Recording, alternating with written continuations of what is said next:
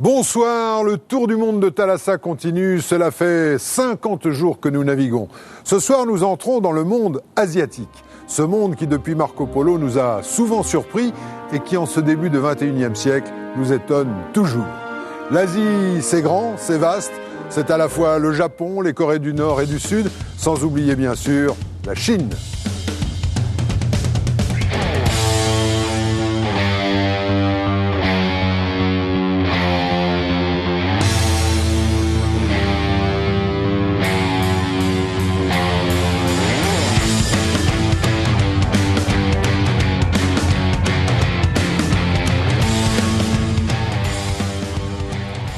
À bord de l'ANL Australia, on s'approche du port de Yokohama au Japon.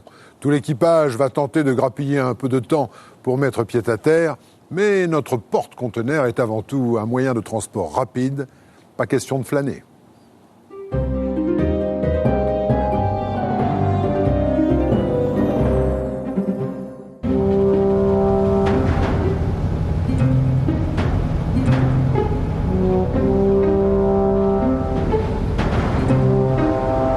Après 10 jours de mer, avec pour seul décor l'horizon et quelques navires, la ANL Australia s'approche enfin des côtes japonaises. Dans 24 heures, il sera à Yokohama. L'équipage se repose un peu avant le rythme effréné des escales asiatiques. Egmar a terminé l'entretien du pont, alors il bricole dans son atelier. C'est pour mes enfants, pour mon bébé. Quel âge a-t-il ? Il a 5 ans. Comme ça, il ne pense pas au naufrage qu'il a vécu en 1996 au milieu de l'océan Indien. Son navire s'est brisé en deux en pleine nuit en croisant un typhon. C'était vraiment dangereux, vous savez. Ils ont mis les chaloupes à la mer. On s'est installé dans les canaux de sauvetage. Heureusement, personne ne manquait à l'appel. On a attendu comme ça et 5 heures plus tard, les secours sont enfin arrivés. Ça, c'est mon histoire, vous savez. C'est pour ça que je suis anxieux quand la mer est mauvaise. C'est très dangereux. J'avais un petit bébé à l'époque d'à peine 1 an. J'ai cru que je ne le reverrais jamais plus. Parce que c'était la panique. Et personne ne savait ce qui allait nous arriver. Sur la route du Japon, la météo s'annonce mauvaise. Vent de force 9. Alors, pour lutter contre ses angoisses et ses démons, Egmar a invité quelques amis dans sa cabine.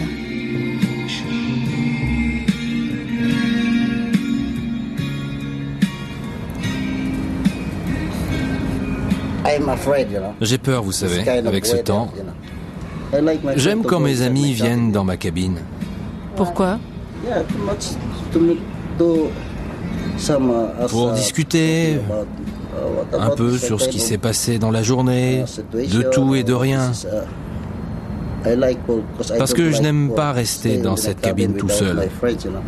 C'est trop ennuyeux.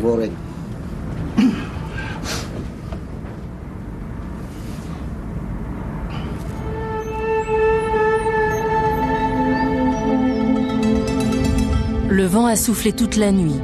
Et puis le lendemain matin, comme un rêve, dans la lumière du soleil levant, la ANL Australia arrive dans la baie de Yokohama.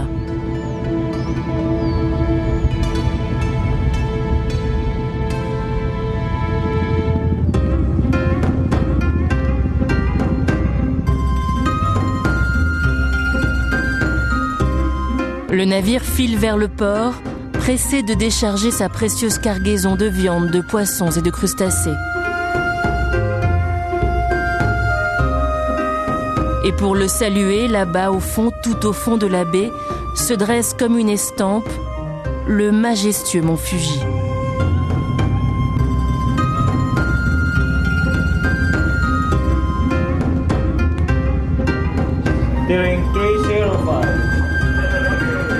Sur les quais, les grues sont déjà prêtes, la course peut commencer. Yokohama est le deuxième port du Japon après Tokyo.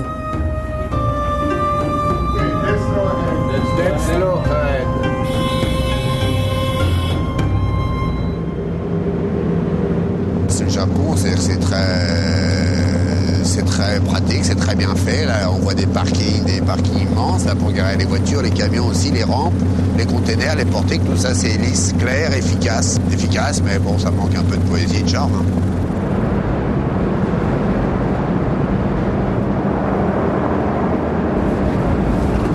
Sur le pont, l'équipage retrouve la course des escales, le temps qui presse et les mouvements des boîtes qui s'enchaînent.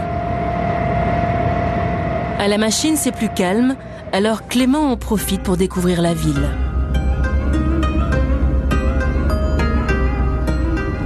C'est juste histoire d'aller ailleurs que sur le bateau, quoi. Un peu de terre ferme, un peu de magasin, un peu... C'est sympa. Yokohama compte plus de 3,5 millions d'habitants. C'est joli, ça. Par contre, ça sent un peu le cramé tous les 20 mètres, c'est ça qui est bizarre. Oh, ça fait du bien. Le sol est dur. Là, ça sent pas le pétrole. Je me suis rendu compte qu'en fait, on connaît vaguement ce qui se passe dans le monde, mais très très vaguement. Alors que Croates, Philippins, ils connaissent très très bien la France. Tous nos acteurs, nos auteurs, ils connaissent. Enfin, les plus connus, ils les connaissent. Nous, le meilleur acteur croate, j'en ai aucune idée. Et on peut demander au capitaine, c'est pareil, je suis sûr qu'il ne le connaît pas. Donc ça fait c'est marrant. On est connu dans le monde entier, et puis finalement, on connaît rien du monde.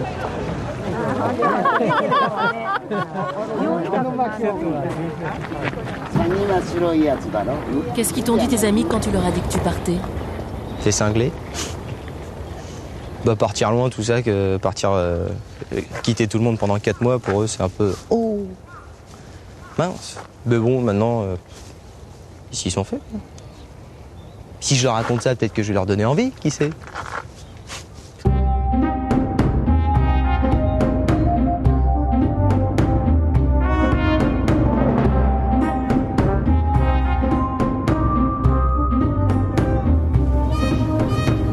Après une courte escale à Yokohama, le navire a repris la mer, direction Osaka.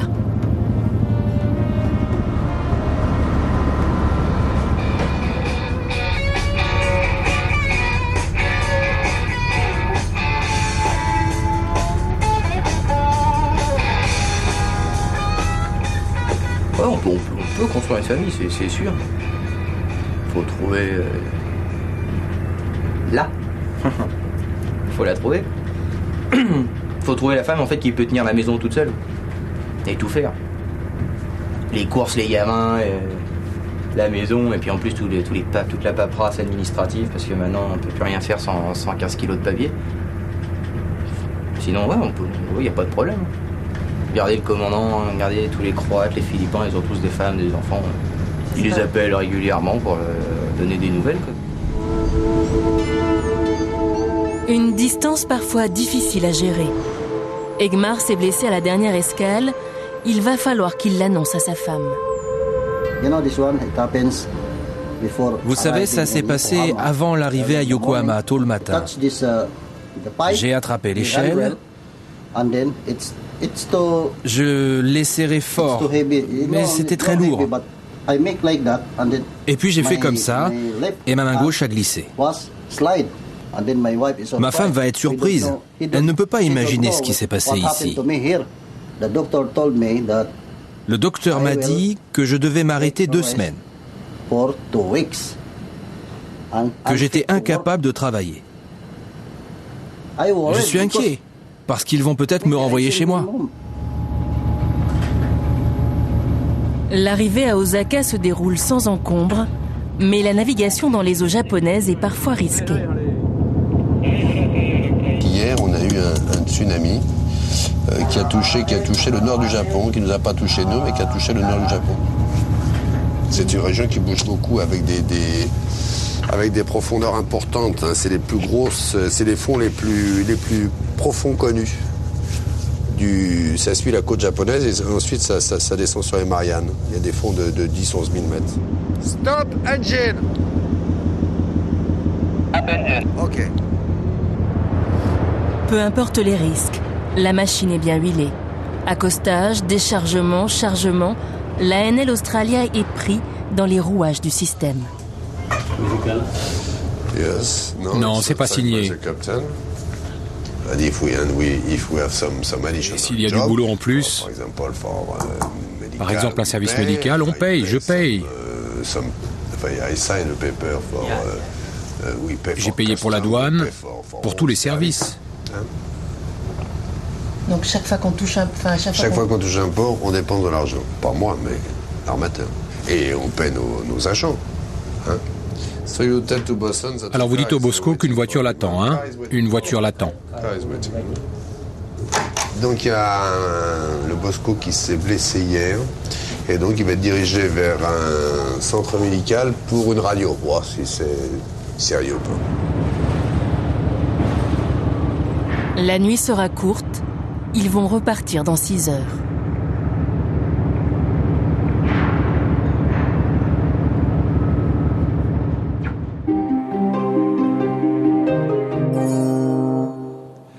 Après Yokohama et Osaka, notre bateau quittera le Japon, direction la Corée du Sud.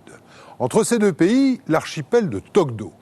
Tokdo, ce sont 2 minuscules rochers, de cailloux comme on dit, où tout semble paisible, et pourtant il ne faudrait pas grand-chose pour déclencher la tempête.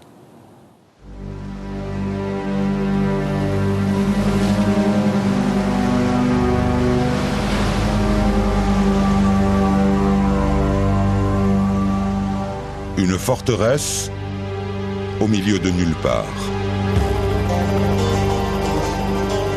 131 degrés 52 de longitude nord, 37 degrés 14 de latitude est. Le cœur de la mer du Japon, à mi-chemin de la Corée du Sud et de l'archipel japonais proprement dit.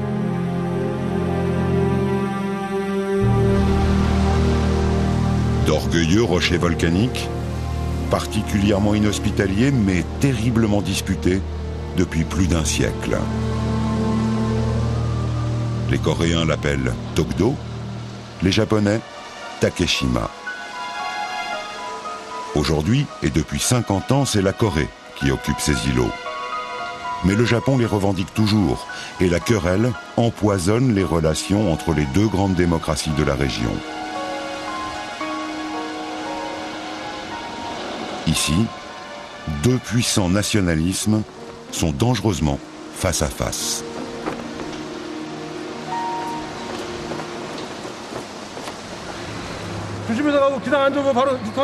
Gangneung, à côté du port de Busan, à 400 km au sud-est de Séoul. Base aérienne des gardes-côtes coréens. Mission inhabituelle pour le capitaine Jang Ki-soon. C'est prêt, les plats sont faits? Alors on a de la chance, il fait meilleur qu'hier. Hein. C'est la première fois qu'une équipe de télévision étrangère est autorisée à visiter Tokdo et c'est sur lui que c'est tombé. Pas question de filmer la base. Accessibilité prudente au briefing d'avant-mission et déclaration calibrée au millimètre près. Tokdo, c'est vraiment l'extrême-orient coréen. C'est très loin. Et en plus, c'est une zone hypersensible avec le Japon. Nous essayons de ne jamais provoquer les Japonais. Mais cela dit, Tokdo est sous contrôle coréen. Donc nous avons pour tâche de nous opposer à tout accès non autorisé des Japonais sur la zone. Les forces aéronavales des gardes-côtes ont pour mission de protéger Tokdo et d'empêcher toute intrusion étrangère. Ça n'est pas simple, parce que c'est loin et qu'en plus la météo est imprévisible dans ce coin. Il faut vraiment faire une étude très fine avant de décoller.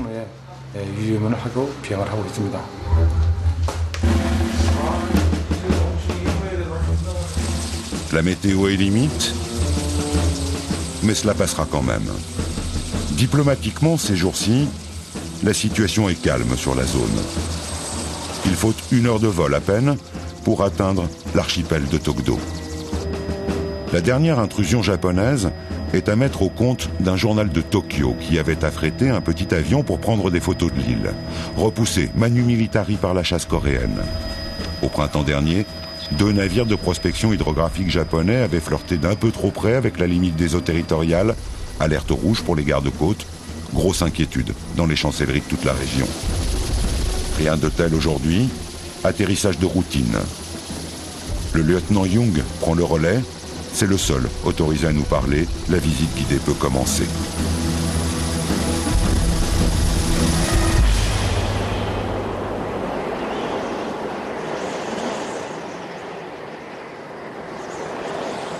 Et elle commence bien sûr par l'essentiel.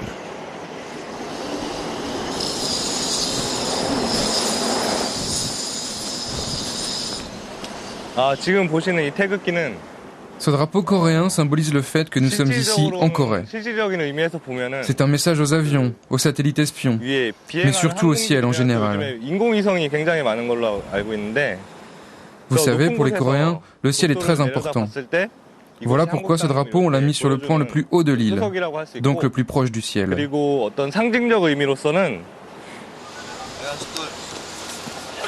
Les troupes du lieutenant ne sont pas très nombreuses à Tokdo.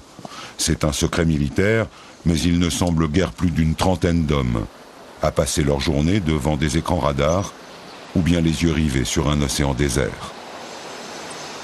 Ils ont pourtant tous le sentiment de remplir une mission capitale face à l'ennemi héréditaire, cet empire du soleil levant qui avait durement colonisé la Corée pendant la première moitié du XXe siècle, en commençant par cette île, annexée dès 1910. Ce qui n'exclut pas la routine, l'ennui et quelques difficultés quotidiennes.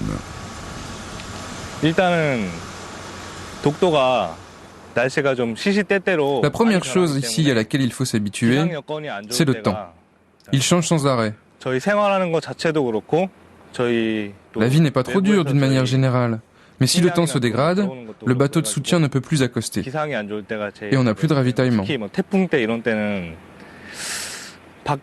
C'est vrai surtout pendant la saison des typhons. Là, même patrouiller sur l'île devient dangereux pour nos vies. Et puis, bien sûr, il y a les périodes de tension, à chaque fois que le Japon lance une nouvelle offensive diplomatique pour faire valoir ses revendications sur l'île. À ces moments-là, mentalement et physiquement, garder l'île devient plus éprouvant. Mais nous sentons bien aussi que tout le peuple coréen et le gouvernement nous soutiennent et nous encouragent.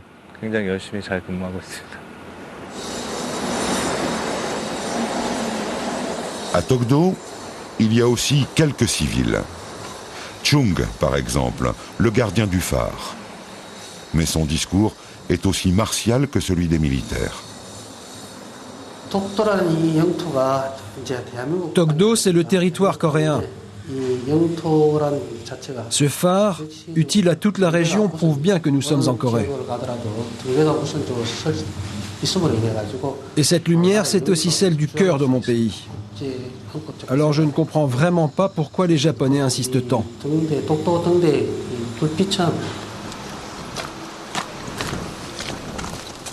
Tous les soirs, le lieutenant vient saluer son ami Chung. Salut, ça va? Très bien. Et en plus, il fait beau. C'est sûr que c'est plus agréable. Ah, ça c'est sûr. Et comme ça, le bateau va pouvoir accoster.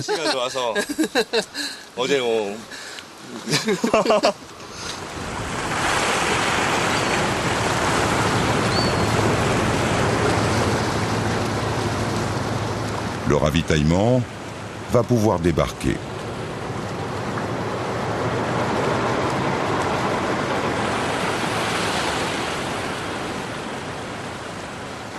Mais à bord de ce petit bateau, il y a aussi beaucoup de matériaux de construction, parce que discrètement, la base s'agrandit et que le petit port se développe. De l'autre côté de la mer du Japon, Tokyo proteste régulièrement contre ces emprises qu'il estime illégales. Mais Chung et la garnison s'en moquent. La journée qui s'achève a encore été coréenne à Tokdo.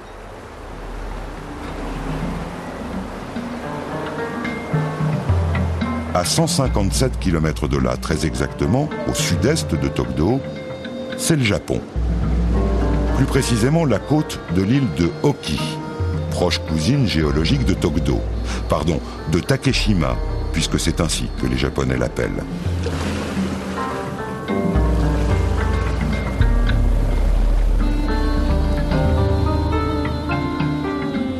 Ce matin, Shiosaku Yoshida n'est pas très content. Il fait froid, à peine 2 degrés, et la pêche est vraiment maigre.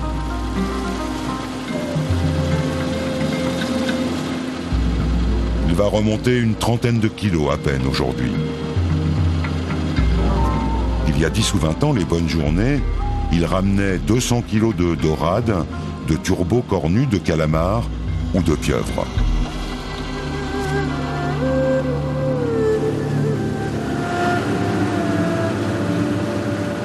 Même constat pour les autres pêcheurs d'Oki. Ils font pourtant toujours vivre la moitié des 13 000 habitants de cette petite île.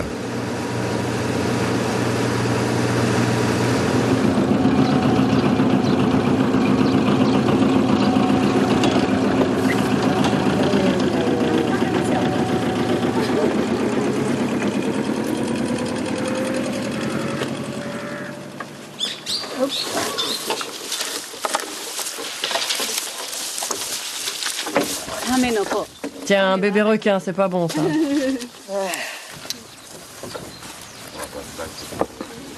Shiosaku a 73 ans, mais il sort encore tous les jours. Pas d'autre solution, il n'a pas de retraite.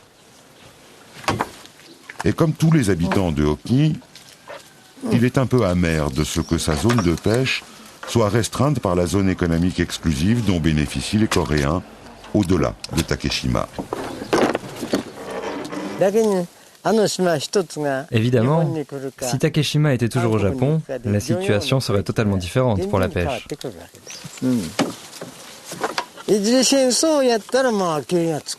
Il faudrait une petite guerre, ce serait vite réglé. Et le gagnant pourrait définitivement garder Takeshima.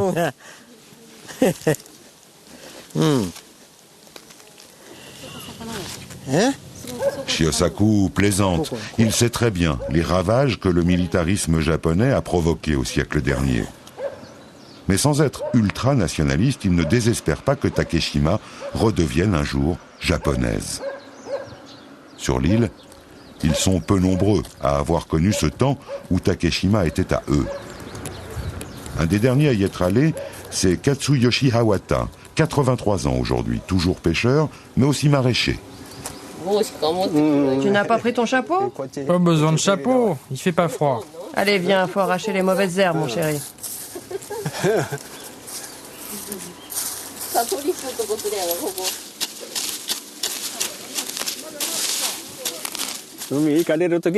Quand il fait beau, je pars pêcher des ormeaux. Dès que le temps le permet, je sors. C'est quand même ce que je préfère.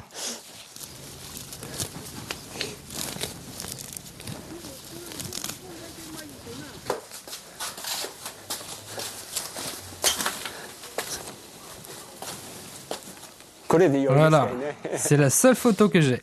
La dernière fois que je suis allé à Takeshima, c'était l'an 29 de l'ère Showa, c'est-à-dire en mai 1955. C'est la préfecture qui nous avait envoyés là-bas, parce que les Coréens s'installaient sur l'île. Les Américains se sont interposés, il n'y a pas eu d'affrontement, mais il reste une profonde blessure. Oui, j'aimerais bien que Takeshima redevienne japonaise.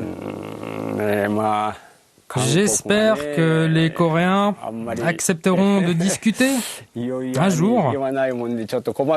Oui, j'espère encore.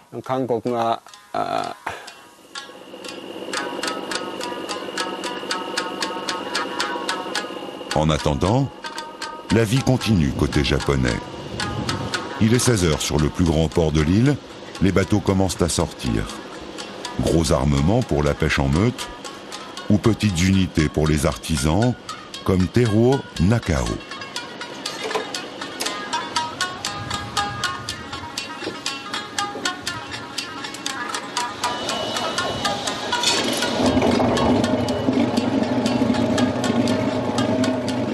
Teruo sort seul, tous les jours. Seul avec ses machines et ses grosses lampes qui attirent le calamar. C'est toujours la même histoire. La ressource se fait rare, les prises baissent Et puis, il y a cette frontière maritime coréenne qui n'est pas là où elle devrait être.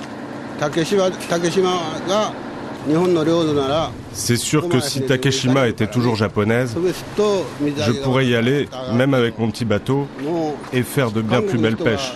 C'est évident.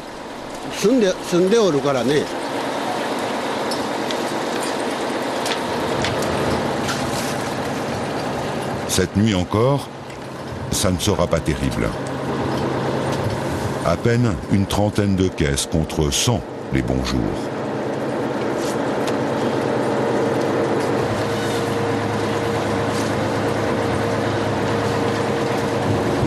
La mer commence à sérieusement forcir. Il vaut mieux rentrer. Pour une fois, Teruo se couchera tôt.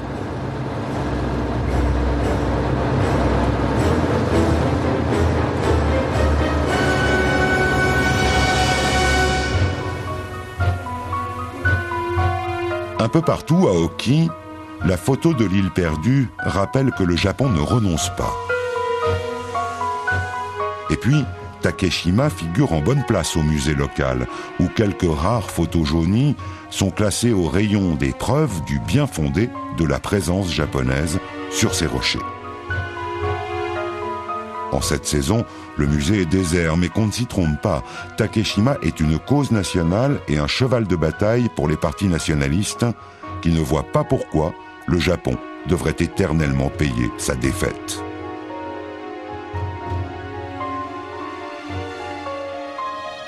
Alors, à Oki, l'administration aussi se bat pour le retour de l'île confisquée.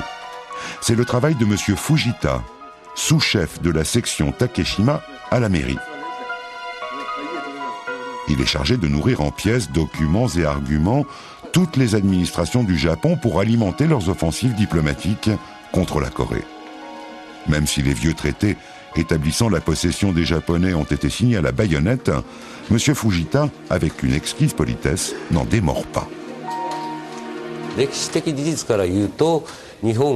y a bien plus de faits historiques prouvant que les Japonais étaient là les premiers, et pas les Coréens. J'ai vraiment l'impression que les Coréens déforment l'histoire. On essaie même de faire appel au peuple coréen lui-même pour qu'il comprenne que Takeshima revient de droit au Japon.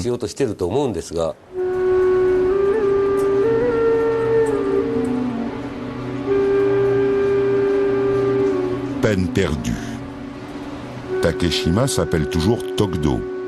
Les gardes-côtes coréens sont fidèles au poste et le peuple coréen s'est converti au tourisme patriotique. Quand la mer et les autorités le permettent, ils sont ainsi environ 200 à débarquer de la vedette d'Ulrongdo, la grande île coréenne voisine, à 4 heures de mer. La petite garnison veille à ce qu'aucun provocateur japonais ne vienne planter un drapeau, et elle contient la petite foule dans la stricte limite des quais. Durée de l'escale, montre en main, 17 minutes. Pas grave, ces patriotes sont fiers de se faire prendre ici en photo. Tokdo, c'est chez nous. Les Japonais affirment que c'est leur territoire, mais nous, on peut venir librement ici. Alors que eux, ils ont besoin d'un passeport. C'est bien la preuve que c'est coréen. J'ai presque 70 ans, vous savez. C'est peut-être mon dernier voyage avant que je meure. C'est pour ça que j'ai décidé de le faire ici. Je vois combien cette île est belle. Pas question que j'en sois privé par les Japonais. Je suis fier que Tokdo appartienne à la Corée. C'est vraiment un non-sens que les Japonais continuent à la revendiquer. Je suis sûr que le Japon est prêt à toutes les conspirations pour la récupérer. Je ne sais pas quoi exactement, je ne peux rien prouver. Mais je suis sûr que le Japon a un plan.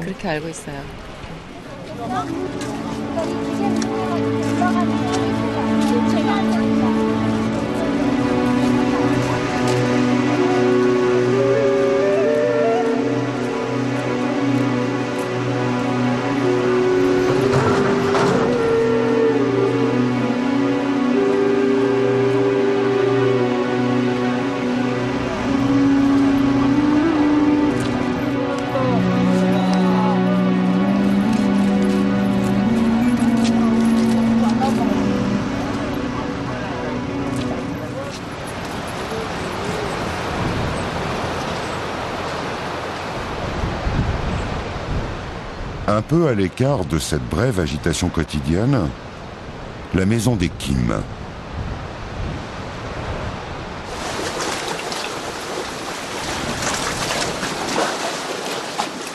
Ce sont les derniers pêcheurs coréens qui vivent à Tokdo.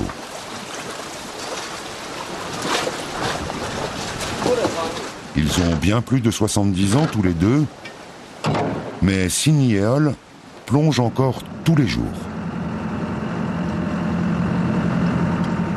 Elle ramasse des algues et des ormeaux en hiver, des coquillages et des holoturies au printemps, et d'une façon générale, toutes les autres créatures qui ont le malheur de la croiser.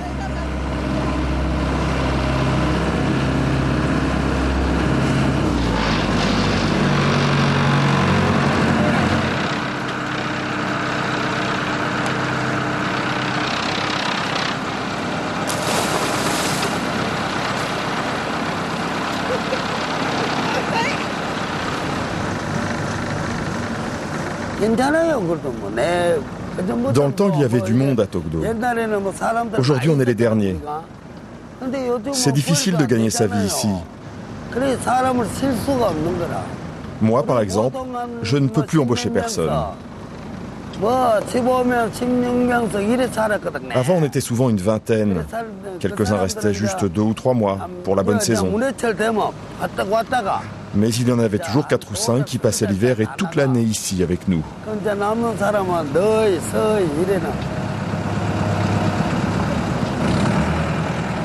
Les Kim ne se plaignent pas de leur solitude. Leurs enfants, qui vivent sur la grande île d'à côté, n'ont pas réussi à les persuader de revenir à la civilisation. Oui, je sais, je deviens vieille. J'ai du mal à voir les concombres de mer au fond. Et je n'arrive plus à prendre les pieuvres. Les algues et les coquillages, ça va. Les pieuvres, j'en prends encore quelques-unes, mais pas autant que quand j'étais jeune. Et puis ça peut être dangereux. Quand elles sont petites, ça va encore. Mais si elles sont grosses, je n'y arrive plus. Je ne suis plus assez forte pour les capturer.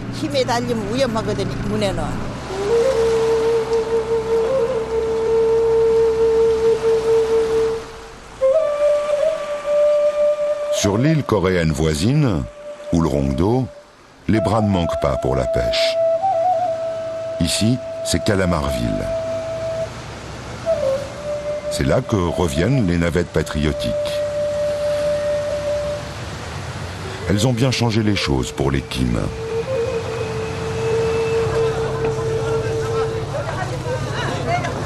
Ces liaisons sont bien pratiques pour revenir passer des week-ends en famille à Ulrongdo, ou bien tout bonnement pour livrer tous les jours le produit de leur pêche au grand marché.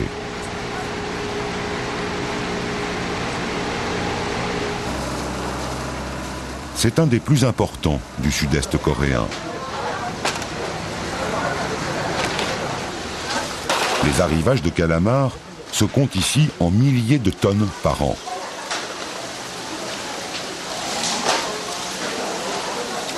Cette industrie fait vivre toute cette petite île coréenne, ou presque. Il faut dire que les bateaux coréens disposent d'une vaste zone de pêche, puisqu'elle intègre Tokdo et ses eaux territoriales. Du coup, dans cette région de la mer du Japon, les prises coréennes sont bien supérieures à celles des Japonais. Ici, la possession de l'île n'est pas seulement un problème d'orgueil national, c'est avant tout un enjeu économique. Ulrongdo est la capitale coréenne du calamar et elle tient à le rester. Il y a un peu plus de 50 ans, Wong Dae-jim a payé de sa personne pour cela. C'est un vétéran de la reconquête coréenne de Tokdo. Aujourd'hui, il peut en savourer les fruits au marché en achetant du poisson-lune, un mets très recherché autour de la mer du Japon. Ceux-là, on les attrape autour de Tokdo. Il faut les prendre au filet. Et donc, il faut pouvoir y aller en bateau. C'est très bon pour la santé. C'est plein de protéines. Certaines espèces ont des poches de poison, mais pas celle-là. Wong Dae-jim, au début des années 50, à peine démobilisé du front de la guerre de Corée, s'était engagé dans un corps de volontaires pour protéger Tokdo des velléités japonaises. Cela lui a valu des médailles, l'exposition permanente de ses photos au musée d'Ulrongdo, mais surtout de garder une dent contre les Japonais. Ça me met en colère qu'aujourd'hui encore ils veuillent revenir. D'ici à Tokdo, il y a une cinquantaine de milles, à peine.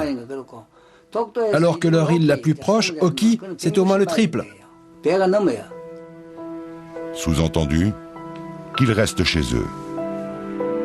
Il y a 50 ans, le Coréen Wong Dae-jim et le Japonais Katsuyoshi Awata se faisaient face au cœur de la mer du Japon, prêts à en découdre, l'un pour Tokdo, l'autre pour Takeshima, tous les deux pour les mêmes rochers. Aujourd'hui, ce sont de vieux messieurs. Ils n'ont heureusement plus envie de se battre, mais leurs opinions nationales le font pour eux. La Corée manifeste pour Tokdo dès que le Japon défile pour Takeshima et réciproquement. La querelle n'est pas prête de s'éteindre. D'autant qu'il pourrait bien y avoir du pétrole autour de l'île.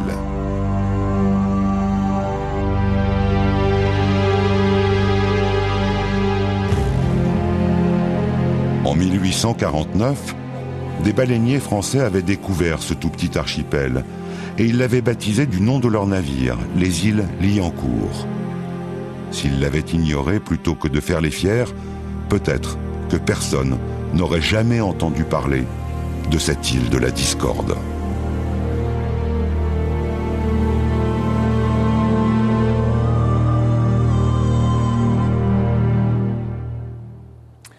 Espérons que les petits rochers de Tokdo ne provoqueront pas de nouvelles tempêtes. En mer, pour tous les marins, le principal danger, c'est l'accident ou la maladie. Il faut faire avec les moyens du bord, mais vous allez voir que les hommes ne sont pas tout à fait seuls en mer. Le pêcheur est en ligne là. Je prends. Bonjour monsieur, qu'est-ce qui se passe? Oui, bonjour monsieur, il y a une poulie qui a pété. Et j'ai un matelot qui l'a pris dans la jambe. Là actuellement, il est où? Il est sur le pont ou il est... Il est assis sur le pont du bateau et je vais faire route le plus vite possible vers Dieppe. D'accord, on va organiser les secours, hein, vous inquiétez pas. Oui. Est-ce qu'il peut décoller le pied du sol? Est-ce qu'il peut le soulever ou pas? Oui, apparemment, il lève la jambe. Il peut la soulever. D'accord, donc ça c'est bien parce que ça veut dire que s'il y a une fracture, c'est pas une fracture trop importante. Hein, donc ça c'est déjà bien. Il est là de souffrir pas mal, mais... D'accord. Expliquez-lui là pour qu'on puisse bien donner ce qu'il faut pour calmer la douleur. Dites-lui que il vous donne un chiffre entre 0 et 10. 0 on a pas mal du tout et 10 ça peut pas faire plus mal que 10. Hein. 8, hein, donc c'est une douleur très importante, hein, d'accord. Donc, gardez-le bien allongé, installez-le confortablement avec des couvertures, un coussin, et calez bien la jambe pour pas que ça bouge. La pêche à la coquille Saint-Jacques ne s'arrête pas comme cela, au cœur de la saison. Nous voici dans la rade de Cherbourg, à bord de l'Isistrata, quelques jours après l'accident. Jean-François Didier, le patron pêcheur, a remplacé le matelot blessé. La pêche est le milieu professionnel le plus propice aux accidents. Et les dragues des coquillers, soumises à des tensions extrêmes, rôdent comme une menace permanente. Alors il suffit qu'une fois, la malchance s'en mêle. En fait, c'est exactement à cet instant-là, la fixation de la poulie a cédé et elle a été projetée sur le matelot qui n'était pas à cet endroit-là, qui était dans la trajectoire de la poulie.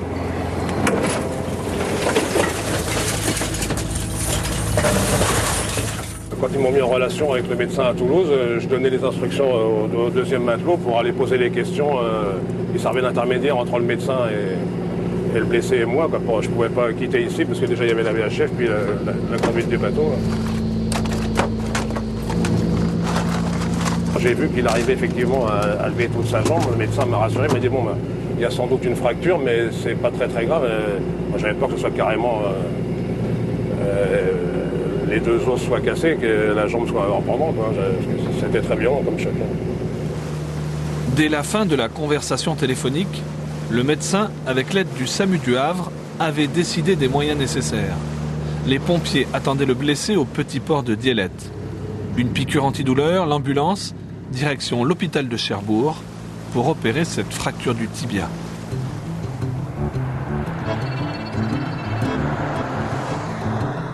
Lysistrata a joint le docteur par radio grâce au cross local. Mais même s'il avait navigué à l'autre bout de la planète, il aurait pu le faire avec un téléphone satellite. Et en composant un numéro d'urgence, il serait tombé au même endroit, au SAMU de l'hôpital Purpan, à Toulouse. D'accord, ne quittez pas, je vous passe le médecin. Merci. Ici a été créée en 1985 une antenne spécialisée, le Centre de consultation et de médecine en mer, le CCMM. Un officier mécanicien qui se plaint d'une oreille. L'appel provient d'un pétrolier au large de l'Algérie. Place à la télémédecine. Alors, ce que vous allez faire, ou tentative de diagnostic par-delà les mers. Avec le petit entonnoir de l'autoscope que vous avez. Oui. Alors, il faut commencer par... Le commandant, formé régulièrement à ausculter un malade ou un blessé, comme tous les officiers de bord, va remplacer à distance les yeux du médecin. À l'avant de l'oreille, pas le pavillon de l'oreille, le petit cartilage qui est devant. Oui. Bon, en tirant dessus ou en appuyant, il faut voir si ça lui fait mal. D'accord. Et puis, il faut lui prendre la température. Tous les gens qui sont à bord, ils ont rencontré un médecin du CCMM il y a moins de 5 ans. Donc on a déjà échangé sur ce sujet et je pense que les gens viennent en confiance. Voilà, ils viennent en confiance, un peu comme chez leur médecin. Peu à peu, le CCMM a su s'imposer comme un cabinet de généralistes pour tous les marins français. C'est quand même nouveau pour les marins parce qu'on n'appelait quand même que pour les urgences, pour ce qui était important. Un mal d'oreille, peut-être qu'on aurait dit, écoute, d'ici une semaine, tu es de retour en France, tu verras. Aujourd'hui, on vient à la consultation tranquillement, voilà. Et c'est quand même important parce que si on peut éviter qu'il ait de la fièvre, qu'il perfore un tympan ou qu'il ait un abcès qui se forme dans le conduit auditif, c'est quand même mieux. Donc les marins sont quand même mieux éduqués, plus prudents. On ne peut pas dire aujourd'hui qu'ils abusent de la consultation de médecine générale. Porte-containers, pétroliers, caboteurs, bateaux de plaisance ou de pêche, tous les navires français peuvent avoir recours au service des docteurs téléphones. Qu'ils soient à quelques encablures de La Rochelle, à la traque aux poissons en mer d'Irlande ou au beau milieu de l'océan Indien. Et les navires étrangers naviguant dans les eaux territoriales françaises peuvent aussi en bénéficier. Dès qu'il y a un blessé, un malade à bord, un problème de santé, les capitaines n'ont qu'à décrocher leur téléphone et contacter Toulouse. Les médecins sont maintenant secondés par les nouvelles technologies. Électrocardiogramme à distance et surtout photo. Avec un simple appareil numérique et une liaison Internet, les navires peuvent envoyer des informations plus précises qu'un long discours. Comme ici, avec ce cliché venu du grand large. Un patient donc à bord d'un bateau de pêche qui s'est fait mordre la main par un requin. On a reçu les photos, on voit une probable lésion au niveau du tendon. Ces photos ont été envoyées au chirurgien orthopédique de garde ici à Toulouse, qui a donné son avis pour refermer la plaie, en attendant en fait de voir un chirurgien qui puisse être capable de lui réparer comme il faut la lésion tendineuse. Bon, les nouvelles technologies c'est bien joli, mais la médecine, maritime ou pas, est d'abord basée sur la parole et l'écoute. Un patient perdu dans l'océan est rassuré par la voix du docteur. Surtout pour des maladies dont il est parfois difficile de parler. J'ai eu récemment un commandant de marine marchande qui était le seul Français avec un équipage totalement étranger, qui n'avait pas touché terre depuis plusieurs mois et qui effectivement présentait tous les signes d'un syndrome dépressif qu'on a suivi donc pendant plusieurs jours avec un petit traitement par comprimé en plus à bord, mais c'était surtout effectivement une approche psychologique de discuter un peu avec lui et c'était bien pour lui de mettre des mots sur des soucis psychologiques. Les docteurs téléphonent ouvrent leur cabinet toute la journée. La nuit, ils rejoignent les rangs du SAMU pour les urgences terrestres. Mais restent disponibles en permanence pour les infortunes de mer.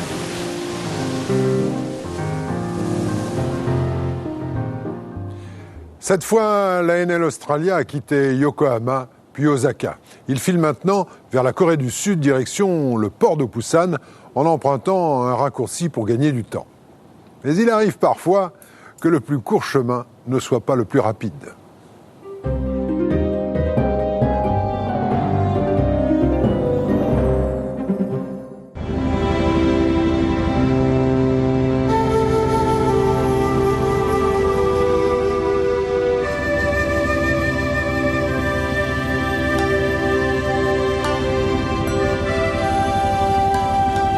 L'ANL Australia laisse derrière lui Osaka et ses industries pour faire route vers la Corée.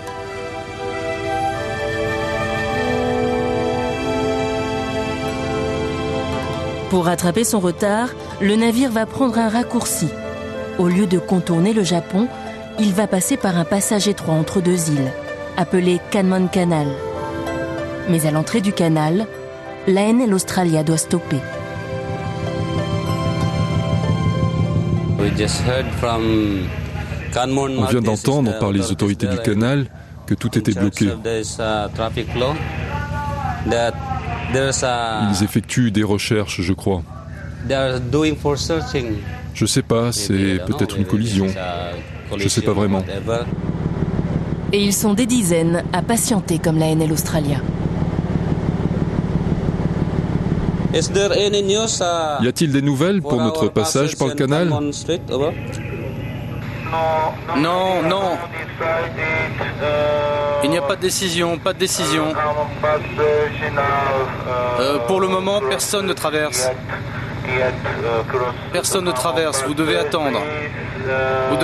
Pour l'instant. À vous. Eux aussi, ils attendent? Oui, regardez, tous les navires attendent là.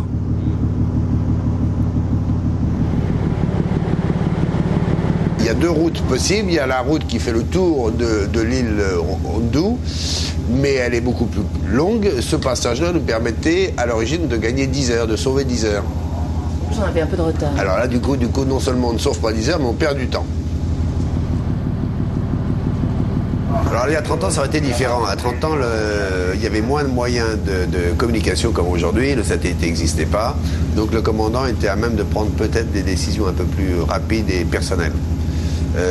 Aujourd'hui, dans le shipping, tout est prévu d'avance. Les décisions sont prises du siège d'Australie, ici, dans notre cas de figure.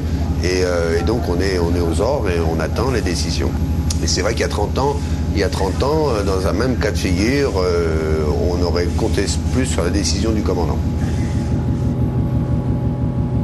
Attendre des heures ou faire demi-tour pour contourner le Japon. Le commandant ne peut prendre cette décision tout seul car rallonger le parcours signifie dépenser plus de carburant que prévu. L'économie, c'est le maître mot depuis la mondialisation. Shaft. Non. Ah oui, c'est ça, shaft générateur de 200 chevaux, c'est ça. Jusqu'en 87, je crois, il n'y avait que des pavillons français, donc un équipage complet français. Et puis en 87, avec les difficultés dues à la mondialisation que nous, en France, on ne connaissait pas encore, les armements ont dû choisir un pavillon bis, le pavillon Kerguelen, et l'arrivée des étrangers à bord. Donc à l'époque, on avait 35% de Français, et le reste était étrangers. Alors on a dans la marine marchande française, on a essayé toutes sortes de nationalités. Moi j'ai navigué avec des Indiens, j'ai navigué avec des Mauriciens, j'ai navigué avec des Turcs. Et puis petit à petit, les Philippins se sont montrés les plus aptes.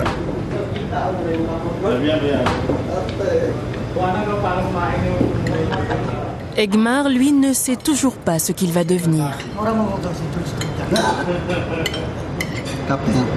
Le commandant m'a dit qu'il va m'envoyer à Busan, chez le médecin, pour vérifier ma main, voir si tout va bien.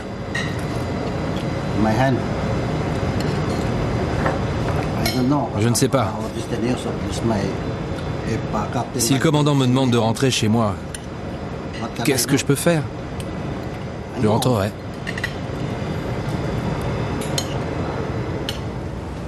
Après plusieurs heures d'attente, le canal ouvre à nouveau. Le pilote japonais qui monte à bord explique au commandant la tragédie. Et qu'est-ce qui s'est passé exactement? Un naufrage. Un grand navire? Non, un petit de 1100 unités. Un vaisseau cambodgien. Un vaisseau cambodgien avec un pilote ou non? Non, non, sans pilote. Dans cet accident, 3 hommes ont perdu la vie.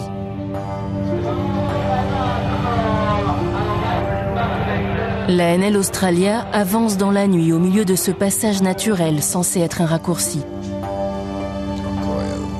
Dans cet endroit dangereux, brassé par les courants, un pilote est indispensable.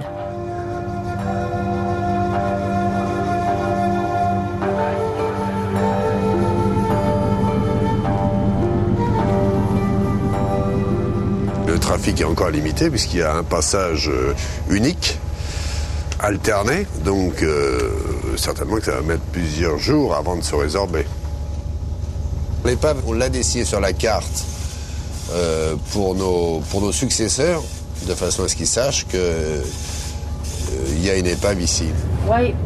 Pourquoi il faut un pilote? Pourquoi? Obligatoire.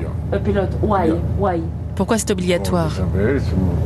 Il y a du courant de 10 nœuds ici. C'est très dangereux. Pourquoi c'est dangereux? Il y a du courant très fort. Plein de courant. Il y a beaucoup d'accidents? Oui, oui, beaucoup d'accidents. Je dois y aller. Malheureusement, l'anglais, qui est la langue officielle du monde maritime, n'est pas toujours bien comprise par tout le monde.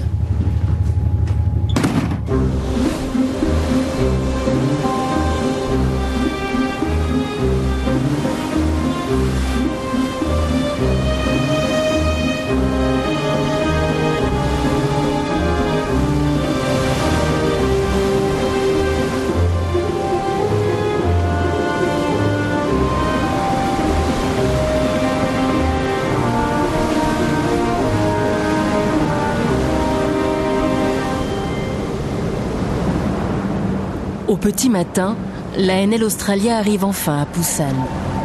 Premier port de Corée, un endroit stratégique sur la route de la Chine.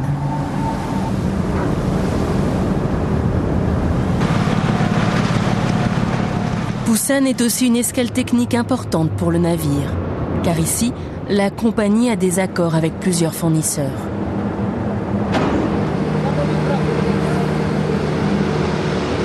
Alors, pendant le déchargement, l'équipage s'occupe du ravitaillement et Egmar va encore à l'hôpital faire des examens.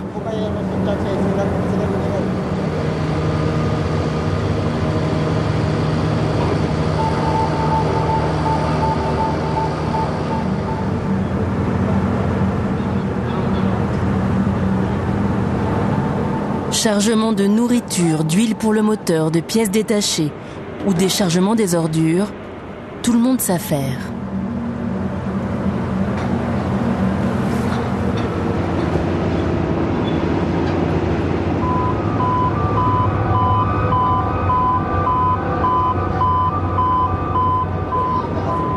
Et puis Egmar rentre de l'hôpital, toujours suspendu à la décision du commandant.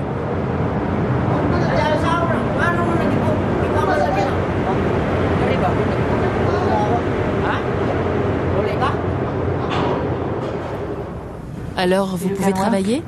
Oui, je peux. Mais je ne connais pas la décision du capitaine. Je vais attendre jusqu'à Hong Kong. C'est la vie. On ne peut pas prévoir les accidents. Mais j'aimerais rester à bord. Je voudrais finir mon contrat, parce que je n'ai plus qu'1 mois et demi de contrat. Encore une rotation et c'est fini. Mais qu'est-ce que je peux faire si la compagnie me demande de rentrer?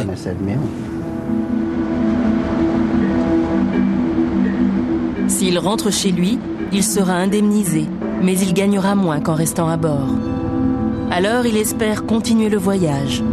Prochaine escale, la Chine.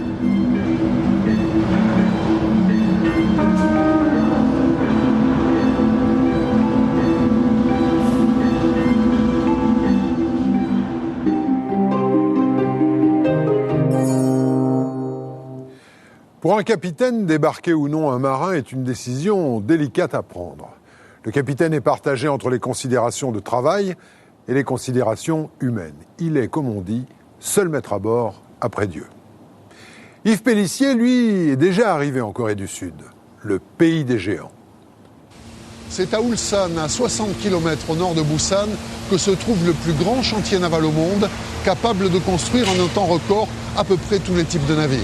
Avec ses centaines d'hectares, ses dizaines de milliers d'ouvriers, Hyundai Heavy Industries est le chantier de tous les superlatifs. Songez qu'il sort d'ici en moyenne un bateau neuf tous les 5 jours. Ce géant est sans aucun doute l'un des meilleurs exemples de la réussite industrielle coréenne.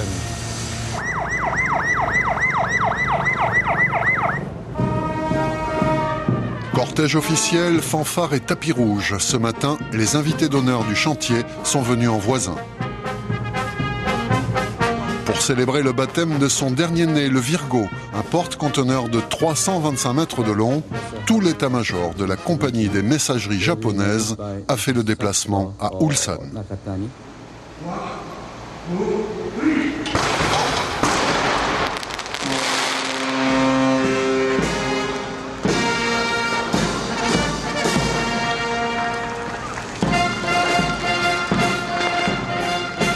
Conçu et réglé comme un spectacle, le cérémonial va durer 1 heure. Un show bien rodé sans aucun temps mort.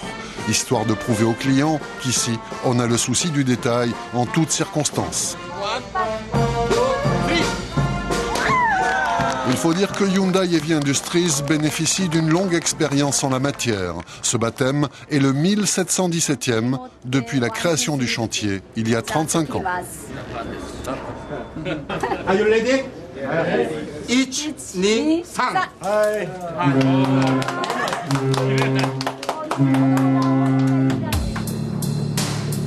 700 hectares. Vu de loin, le chantier paraît presque aussi grand que la ville qui l'entoure.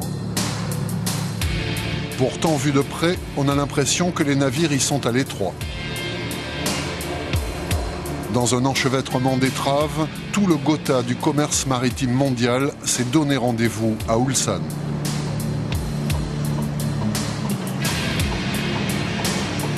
Europe, Asie, Moyen-Orient, les plus grands armements de la planète s'y côtoient à longueur d'année. Concurrents sur l'eau, où chacun veut anticiper l'évolution d'un marché en pleine effervescence. Concurrents à terre. Ici, les places sont chères, les carnets de commandes sont pleins pour les 3 ans à venir. Premier atout du géant mondial de la construction navale, l'étendue de son catalogue. À l'exception des paquebots de croisière, il propose tout ou presque. Porte-conteneurs, pétroliers, méthaniers, vraquiers et même des sous-marins et des destroyers pour la marine de guerre. Résultat, 72 navires livrés l'an dernier, 82 prévus cette année.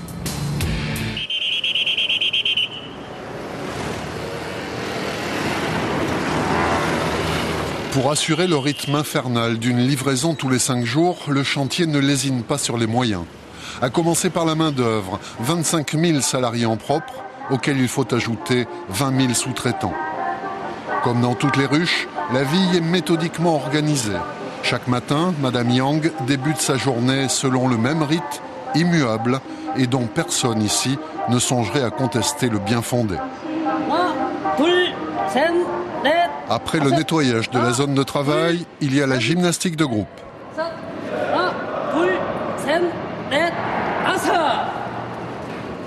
Puis, le rappel des consignes de sécurité.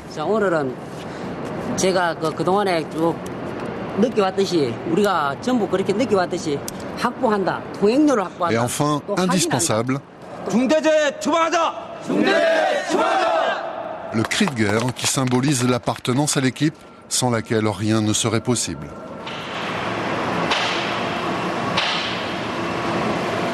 Madame Yang a intégré cet atelier il y a 10 ans. Elle y exerce l'un des métiers de base du chantier. Un métier aussi indispensable que répandu, elle est soudeuse.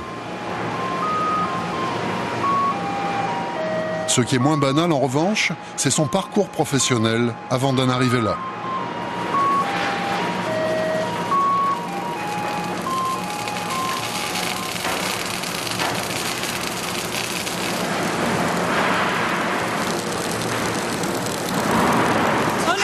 Au début, c'était il y a 20 ans. J'ai été recrutée par l'entreprise en tant que cuisinière. Mais quand il y a eu des restructurations dans le groupe, ils ont fermé la restauration et j'ai dû changer de métier. Moi, je ne voulais pas spécialement devenir soudeuse. C'est la société qui me l'a demandé. Alors j'ai accepté ce poste. Ici, on découpe et on assemble les plaques d'acier. C'est la toute première étape de la construction, très révélatrice de la méthode de travail qui prévaut partout dans le chantier. Chaque tâche a été analysée, disséquée, pour pouvoir ensuite être automatisée dans un souci d'économie de temps et de coût. Le groupe dispose pour cela de ses propres laboratoires et fabrique lui-même la plupart de ses robots. Pas l'ombre d'un navire pour l'instant, mais un service qui tourne 7 jours sur 7.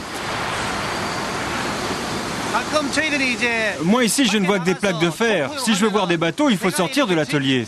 Alors parfois je vais jusqu'à la cale sèche pour voir ce qu'ils font avec mes plaques. Avec l'envol des commandes, la plupart des chantiers ont connu des problèmes de recrutement, notamment pour les soudeurs. À Ulsan, on a trouvé une solution maison.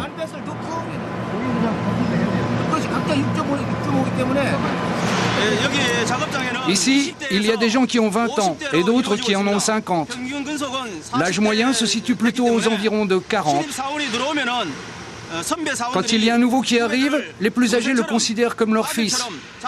Ils l'aident et le conseillent en permanence pour qu'il puisse tenir sa place dans l'atelier. C'est systématique, on fait toujours comme ça.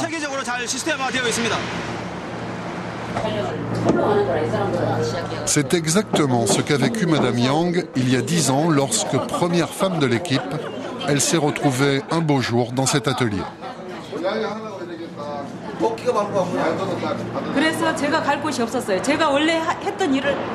Si je voulais continuer à travailler, il fallait bien que je change. Au début, je ne savais absolument pas en quoi consistait le métier de soudeur.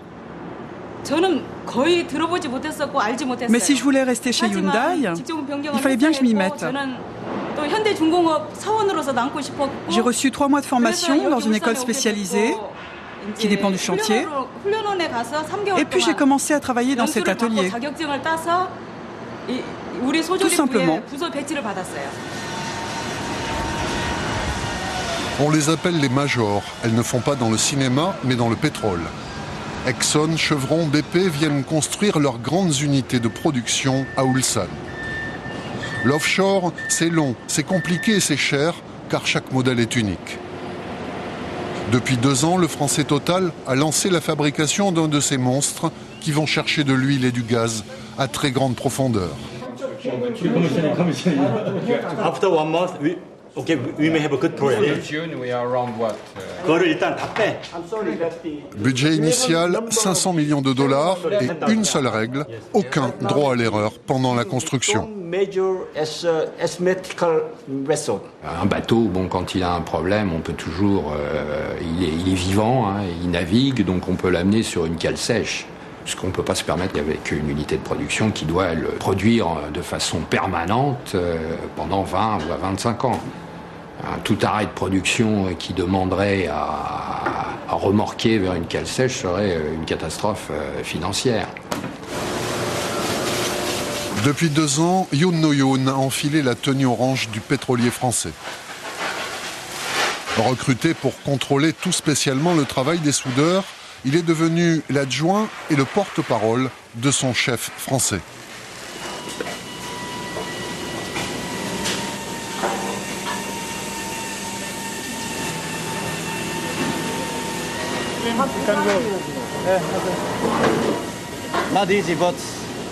Ce n'est pas toujours facile, mais c'est mon boulot. J'essaye de le faire au mieux.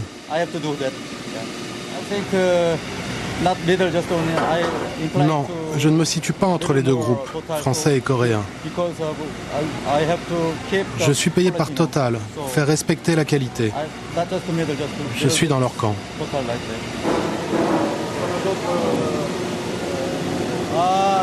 알겠습니다. 내가 굴러갈게요. 예. This is going to hydro test, so you can go there. You can go there. Okay. We will follow you. Technicien, Youn connaît les 250 types de soudures différentes que demande le projet. Diplomate ou directif selon les cas, c'est lui qui parle aux ouvriers au nom du client.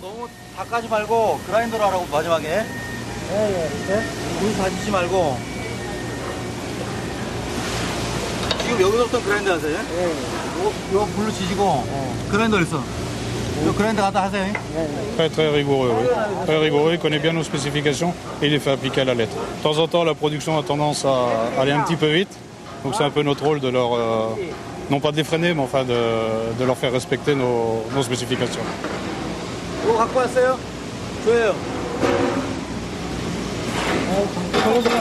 Ça va très vite. Il n'y a pas de perte de temps. Pas de perte de temps. Tout le monde travaille, tout le monde est tout le temps occupé. Vous n'avez pas l'impression d'un état stressé, quoi. Les gens ne sont pas stressés, mais ça n'arrête pas.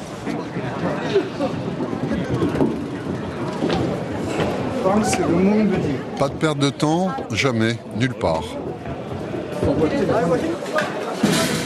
Toutes les 10 minutes à partir de midi, une nouvelle vague se présente à la porte de chacune des 60 cantines que compte le chantier. À 12h20, Madame Yang rejoint le flot. À table, elle bavarde avec ses équipiers tout en suivant le programme à la télé.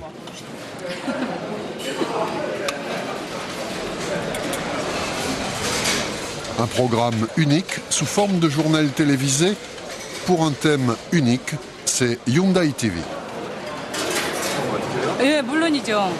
Moi, je trouve ça très utile. En regardant la télévision, on est au courant de tout ce qui se passe dans la société. C'est très pratique. Vous mangez et vous avez toutes les nouvelles juste en regardant la télé.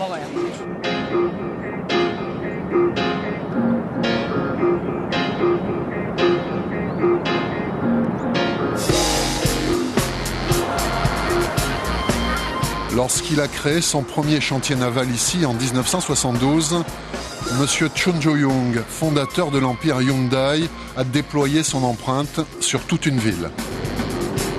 Ulsan aujourd'hui, c'est Hyundai City. Véritable base arrière de l'ancien conglomérat, elle abrite entre autres la plus grande usine d'assemblage de voitures de la marque qui emploie 35 000 personnes.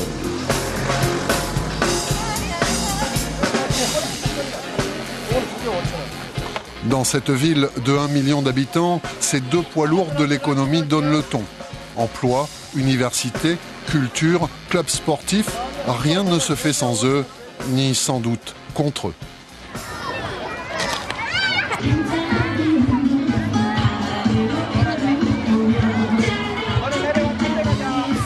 Le jour de la fête des enfants, le plus grand rassemblement est organisé sous l'égide des syndicats de l'entreprise.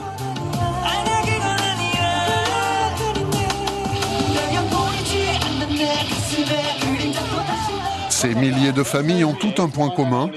Dans chacune d'entre elles, un parent au moins travaille pour une société du groupe.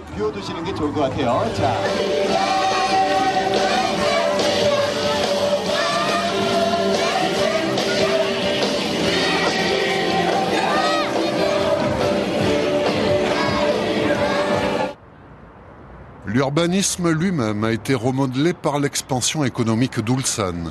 Pour loger les milliers d'ouvriers et d'ingénieurs, les barres d'immeubles ont fleuri, toutes bâties sur le même modèle. C'est dans l'un de ces immeubles que vit Madame Yang, à proximité immédiate du chantier. Plus simple, surtout lorsque l'on sait qu'elle ne bénéficie de la semaine de 5 jours que depuis 2 ans environ. Avec elle, ce samedi matin, sa fille, Anna Kim, 26 ans. Comme son frère aîné, elle a suivi des études pour échapper au statut d'ouvrier. Car si les salaires sont très élevés, 50 000 € annuels pour un soudeur, le travail manuel, en revanche, est encore très mal perçu dans la société coréenne. Je n'ai jamais vu ma maman à son poste de travail. Mais un jour, j'ai dû lui apporter quelque chose, pendant la pause. Elle est venue à la porte du chantier avec sa tenue de protection et c'était très impressionnant. Je pense que quand les gens me voient, ils considèrent que j'appartiens à la classe sociale la plus basse.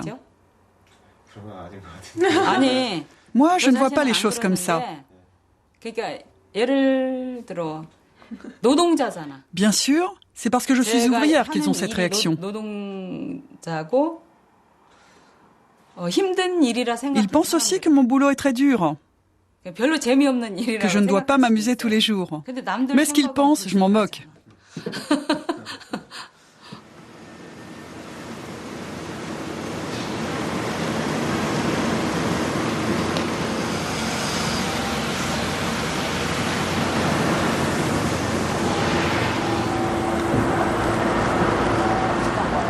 Depuis 12 ans, Philippe Lespine a vécu au quotidien la montée en puissance du chantier d'Ulsan. Patron de l'antenne locale du bureau Veritas, il est chargé de la délicate mission de vérifier la conformité de la construction par rapport aux règlements internationaux.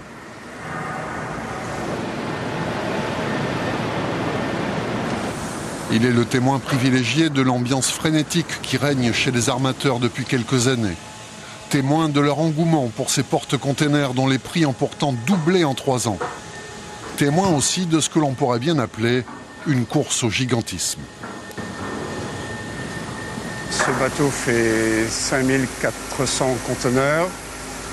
On a eu des bateaux à 8000 conteneurs, 9000, 10 000 et les prochains projets sont à 11 000, 12 000, voire plus, 14 000 conteneurs. Ils vont s'arrêter où ? Je sais pas. Je sais pas, tant que c'est possible.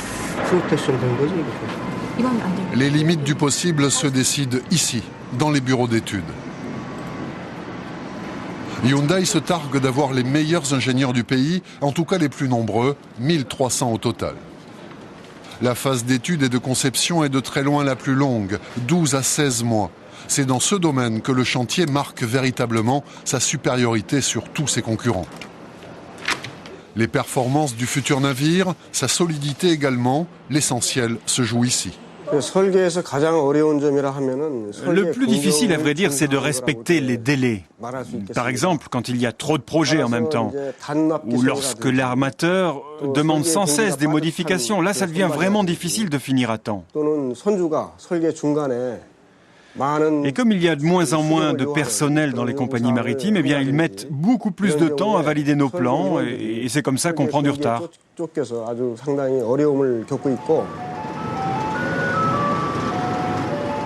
Ensuite, et c'est l'une des clés de la construction navale contemporaine, le navire est divisé en plusieurs modules, comme une maison dont on construirait chaque pièce séparément, jusqu'à l'assemblage final, façon puzzle géant.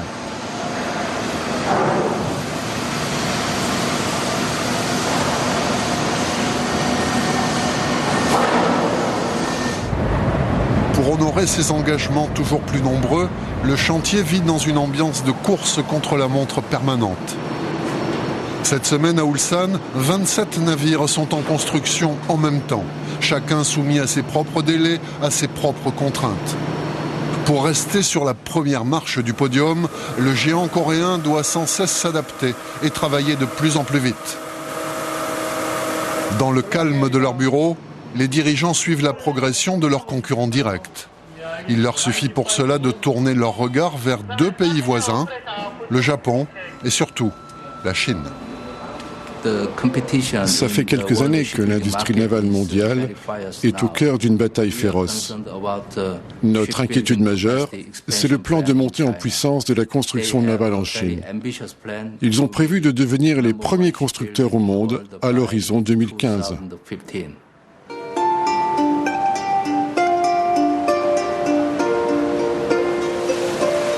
Dans ce mouvement perpétuel, chacun vit au rythme de son propre challenge. Autour de la cale sèche numéro 2, toute l'équipe surveille la mise à l'eau du bassin. Mission accomplie. Ce n'est pas un baptême, mais pour eux, c'est beaucoup plus émouvant.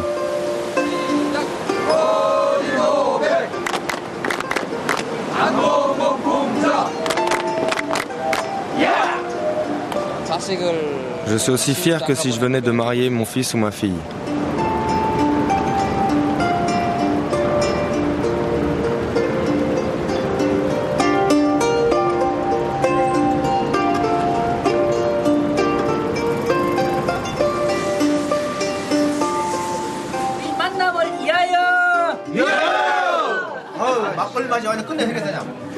En Angleterre, on appellerait cela un pub. Ici, on dit macaulay, littéralement une maison d'alcoolerie.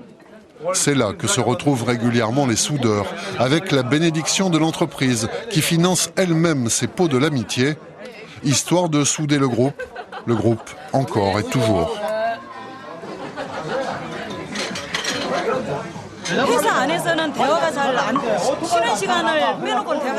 Dans la plupart des entreprises, les gens peuvent communiquer entre eux pendant le travail.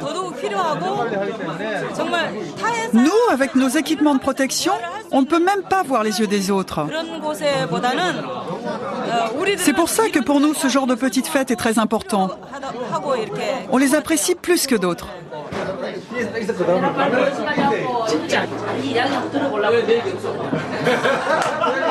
Apparemment, la tradition n'est pas prête de s'éteindre. Dernière arrivée dans l'atelier, Parkley ne manque aucun de ses rendez-vous.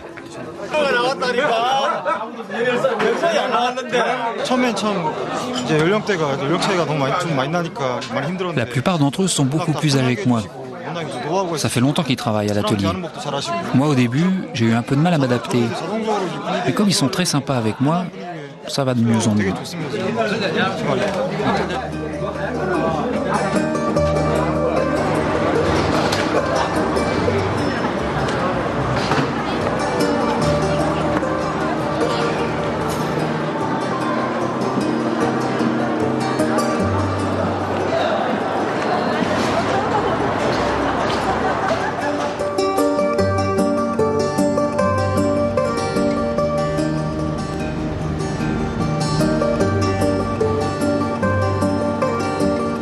« 5h30, silence total, le chantier s'éveille en douceur.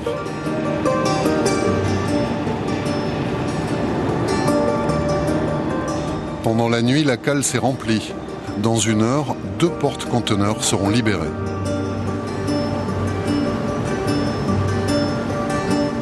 L'un appartient au Danois Maersk, premier armement mondial pour le transport des fameuses boîtes. L'autre est français, il appartient à la CMA-CGM, numéro 3 mondial. Ils rejoindront bientôt la longue liste des navires livrés par le chantier. Quant au dernier en date, le Virgo, baptisé la veille, il a déjà largué les amarres.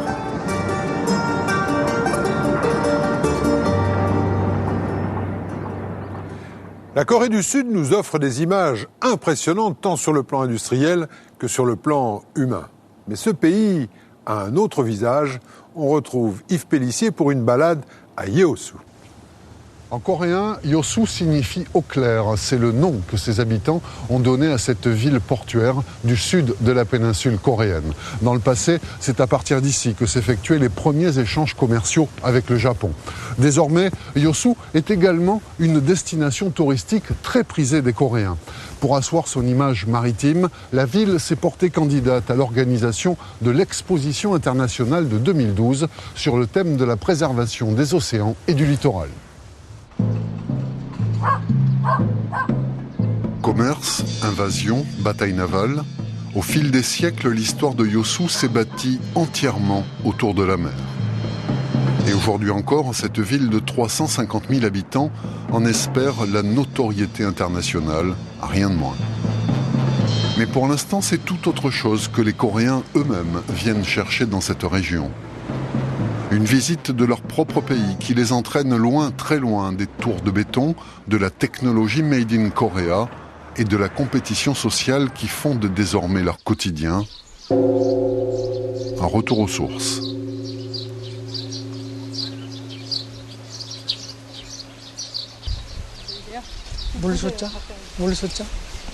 Guide patient et intarissable, le professeur Kim Jun-Hok enseigne l'histoire et la culture locale à l'université de Yeosu. 2 fois par mois, il conduit ses étudiants ici. Au cœur de la montagne, Songwansa est l'un des 3 principaux temples bouddhistes du pays. L'un des plus anciens également. Le bouddhisme est très important dans notre pays. Son histoire est liée à la vie de la Corée depuis 1300 ans.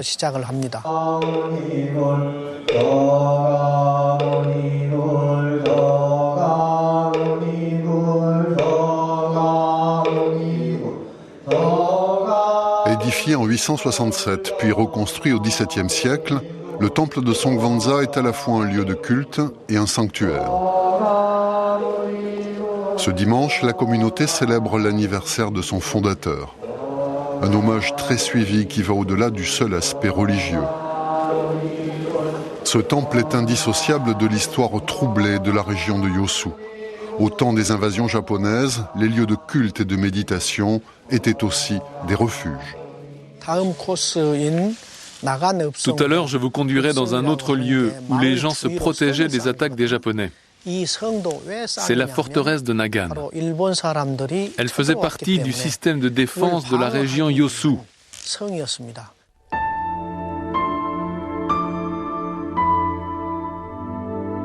Roseau, piège à poissons, le marais de Suncheon est un de ces havres de paix qui ponctuent la traversée de la région.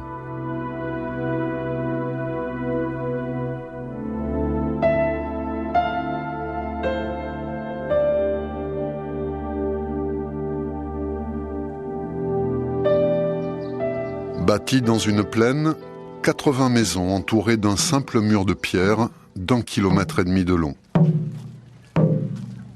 À mi-chemin entre folklore et musée vivant, voici Nagan. Chaque week-end, ils sont des milliers à se presser dans les allées de ce village forteresse, un engouement du public qui ravit littéralement le professeur Kim. Je pense que cette tendance culturelle se développera de plus en plus dans notre pays. Parce que le Coréen est un citoyen qui aime et respecte beaucoup sa tradition. Particularité du lieu, il n'y a pas que des touristes à Nagan. Pour faire vivre pleinement la tradition chère aux professeurs, on y a installé non pas des figurants, mais de véritables habitants.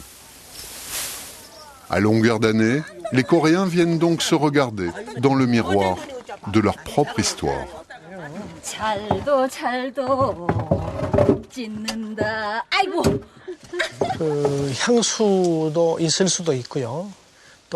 Pendant une très courte période, notre pays a connu un développement très rapide et très intense.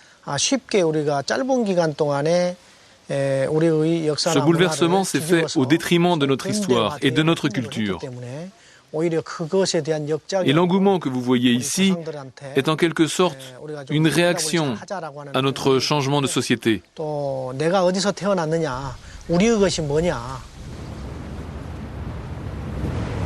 Personne ne quitte Yosu sans une visite dans les îles.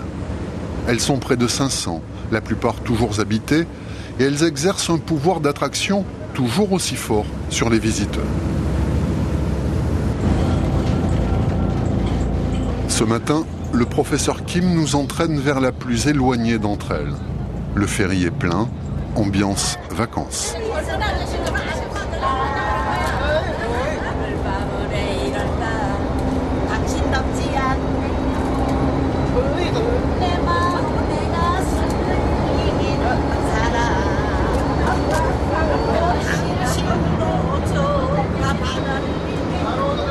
Après 2 heures de voyage, voici Komundo, l'île de Komun.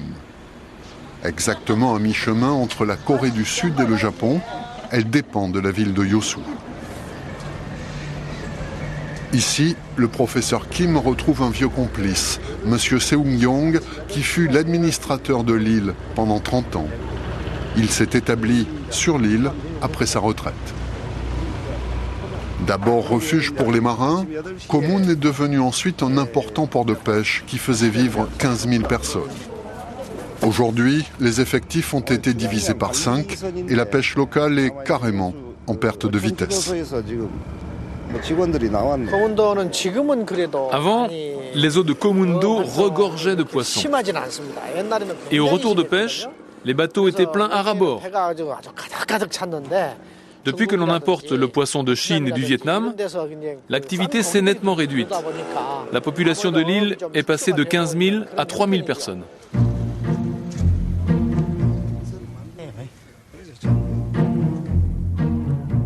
Chaque année, 600 000 personnes visitent les îles. Ici, il n'y a pas d'hôtel, Les gens restent donc rarement au-delà d'une journée.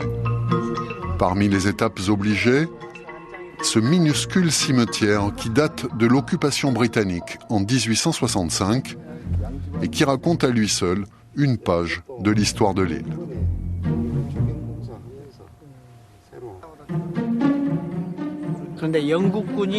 Quand les Anglais ont conquis l'île de Komondo, ils ont eu besoin de main-d'œuvre pour construire leur camp. Ils ont fait venir des habitants des îles voisines à l'est et à l'ouest pour travailler sur leurs chantiers. Pour qu'ils acceptent, ils leur ont donné des salaires assez conséquents.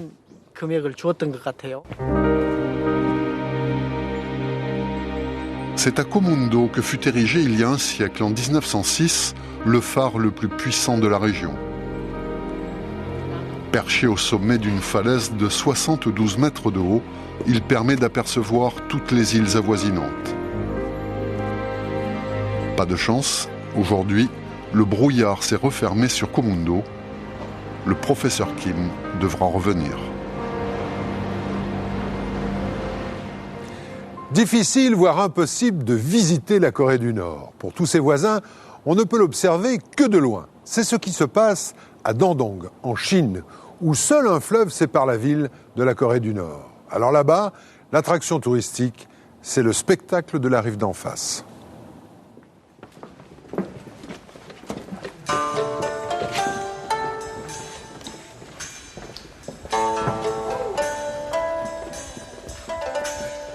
C'est un bout de rempart, quelques kilomètres d'un gigantesque mur posé au milieu de nulle part. L'extrémité orientale de la Grande Muraille de Chine. C'est du moins ce que vantent les dépliants touristiques de la région.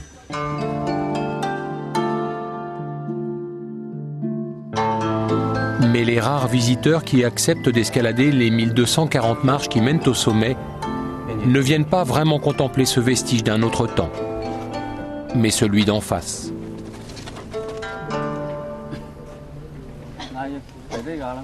En face, à quelques mètres de la rive chinoise, c'est la Corée du Nord. L'un des derniers bastions communistes de la planète. Un de ces pays mystérieux qui inquiètent le reste du monde et fascinent ses voisins les plus proches.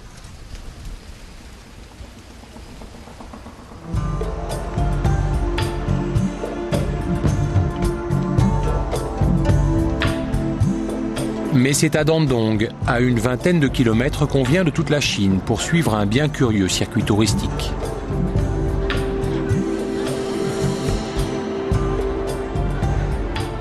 Longtemps fermée aux étrangers, Dandong est une ville frontière, séparée de Sinuiju, sa voisine nord-coréenne, par le paisible fleuve Yalu.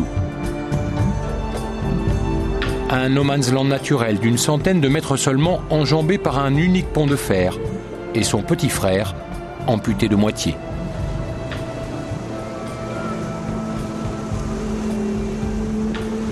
Le pont brisé est la principale attraction de Dandong. Jin-jae, qui guide les touristes de passage dans sa ville, ne pourrait concevoir une visite négligeant ce symbole de la barbarie impérialiste. En 1950, pendant la guerre de Corée, l'armée américaine a bombardé ce pont. C'est bien sûr un des lieux les plus importants de la ville et un témoignage historique essentiel pour la Chine. Mais Jin-jae sait bien que ses clients viennent aussi et surtout à l'extrémité du pont brisé pour profiter de sa vue imprenable sur la rive gauche du fleuve.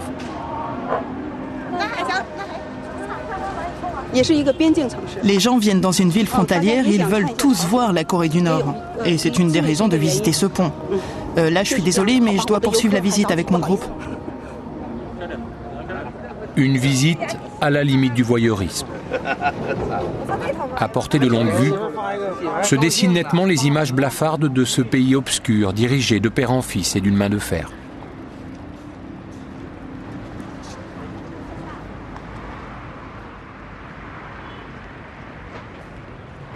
Comme la grande roue de Sinuiju, le temps semble depuis longtemps arrêté sur la rive d'en face. Pas une fumée de cheminée, pas un mouvement de grue qui puisse laisser penser que ce port industriel fonctionne encore. Seuls quelques pêcheurs draguent les eaux boueuses du fleuve Yalu. De quoi conforter les Chinois en goguette qu'ils sont du bon côté de la barrière.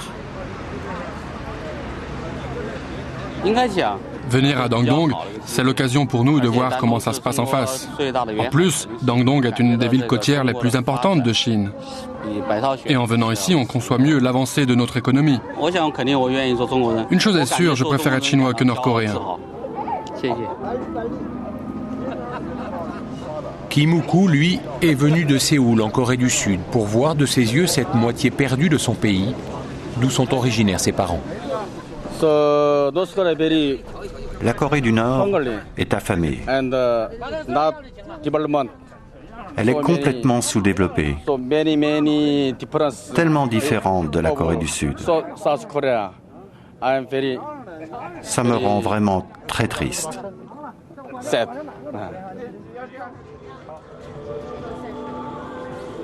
Le malheur des uns, rien de tel pour faire prospérer le petit commerce des autres. Les timbres nord-coréens qui célèbrent l'amitié entre les dirigeants des deux pays partent comme des petits pains. Une chose est sûre, tant que le régime de son voisin subsistera, les affaires de Hong Kong tourneront. Ce sont des objets uniques parce qu'ils viennent de Corée du Nord. C'est pour ça que les gens achètent. Est-ce qu'elle pense qu'ils sont uniques parce que les choses pourraient un jour changer en Corée du Nord? Vous comprenez la question? Vous ne devriez pas poser cette question. Je ne dois pas demander ça? Non, elle ne peut pas parler de politique. Changez de question. D'accord, demandez-lui son nom. C'est un pays authentiquement socialiste, un vrai pays socialiste. Parallèle au pont brisé, il y a le nouveau pont qui relie les deux rives. Et de temps en temps, un train ou un camion qui passe la frontière. Car Dandong ne s'intéresse pas aux seuls attraits touristiques de son curieux voisin.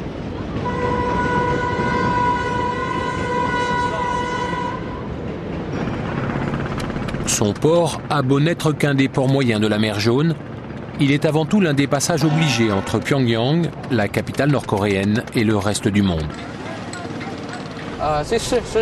Nous nous préparons à un éventuel changement économique en Corée du Nord.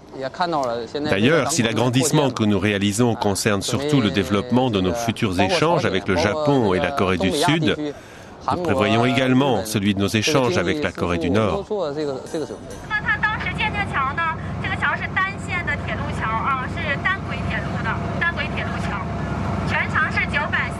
Le ballet des bateaux-mouches s'organise sur le fleuve Yalu.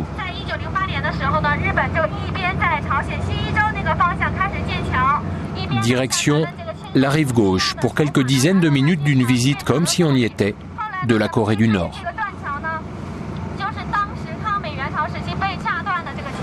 Pas question d'aborder la côte. Mais parcourir ce no man's land aquatique ne pose aucun problème entre deux nations, amies depuis longue date.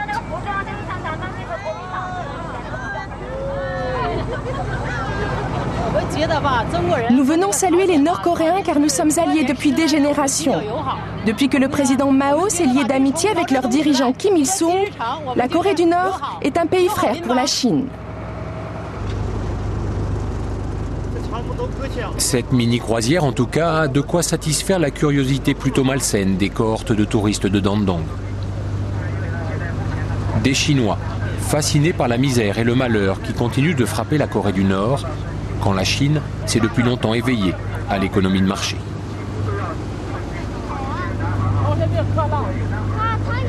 Madame Gan, elle, ne peut s'empêcher de penser à ceux qui restent à quai depuis si longtemps. J'éprouve de la compassion à l'égard des Nord-Coréens car le désir de tout homme, c'est de vivre mieux. Qu'on soit coréen, chinois ou européen, on espère tous une vie meilleure. Avec la réforme que nous connaissons, la Chine a gagné une nouvelle place dans le monde et c'est ce qui fait notre fierté. C'est ce qui nous rend si heureux. Vraiment heureux. Pour les habitants de Dandong, cette proximité géographique a depuis longtemps perdu tout caractère insolite. Chaque soir, à la même heure, ils sont une cinquantaine à se retrouver pour leur trempette quotidienne dans les eaux troubles du fleuve Yalu. Au programme du club des nageurs de Dandong, des allers-retours entre la rive chinoise et la berge coréenne. Bien sûr qu'on peut nager jusqu'à l'autre côté. Les plus jeunes comme les plus vieux y arrivent sans problème. C'est vraiment facile. Jusque sur l'autre rive? Bien sûr, on y va souvent. Hein les gars? Et alors, il n'y a rien de particulier à ça. Avec toutefois une petite règle à respecter pour éviter les ennuis. C'est interdit de monter en face parce que la frontière, c'est quand on quitte l'eau de la rivière. C'est l'eau qui fait office de frontière. Et on n'a donc pas le droit de monter sur la rive coréenne. On ne doit pas dépasser le niveau du genou.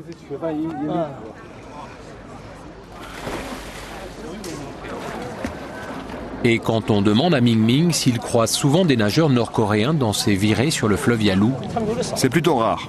Ils n'arrivent déjà pas à se nourrir, alors comment voulez-vous qu'ils aillent nager?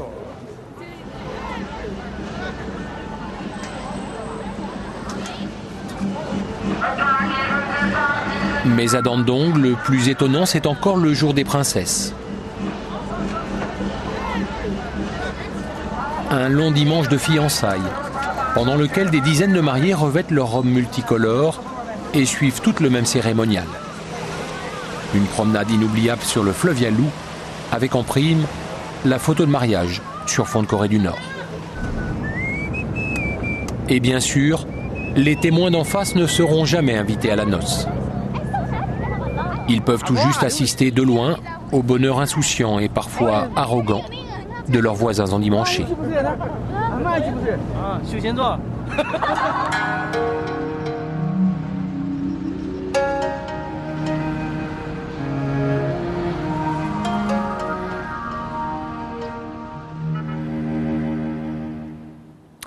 C'était Dandong, à la frontière de la Chine et de la Corée du Nord. Notre bateau, bien sûr, ne fera pas escale en Corée du Nord. Après Busan, il naviguera en mer de Chine vers le plus grand port du monde, Shanghai.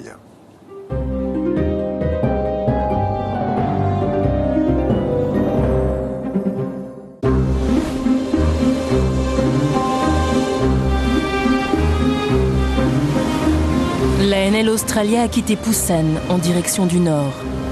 Prochaine escale, Tsingtao en Chine. Sur la route, la météo s'est dégradée. À l'approche du port, les navires doivent attendre car les pilotes ne peuvent pas monter à bord à cause du mauvais temps. Le nom du navire est Mozart. La NL Australia patiente avec les autres. Ok. Je ne sais pas si vous voyez la tension de la chaîne sur le CMA-CGM Mozart. Vous la voyez la chaîne? Comme ça tire là. Vous avez vu, elle est complètement raide, hein? Complètement raide. Ça pèse une chaîne comme ça. Quel est le nom du capitaine? Laborel, c'est le nom du capitaine. Laborel, ok. Parce que je suis moi aussi français. Et l'ANL Australia est aussi un bateau de la même compagnie. Ok, sir, very glad to hear that. Vous pourriez parler français dans ce cas. Ah ben si vous parlez français, c'est aussi bien. Quand j'étais à l'école, on a commencé à apprendre cet anglais normalisé. On ne comprenait pas pourquoi, on apprenait un anglais simple, basique. Hein. Mais déjà, les décideurs savaient que la marine allait évoluer et qu'arriveraient sur les bateaux français des tas de gens étrangers. Et il fallait donc une communication facile. Et donc, je me rappelle, on apprenait des phrases toutes faites. Et même avec l'anglais normalisé, c'est pas toujours facile. Question d'accent.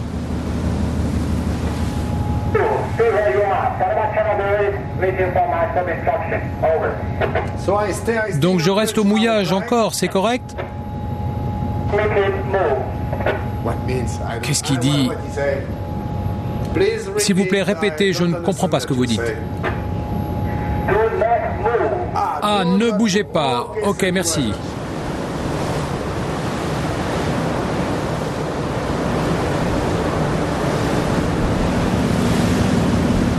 Et puis après plusieurs heures d'attente, le pilote arrive enfin.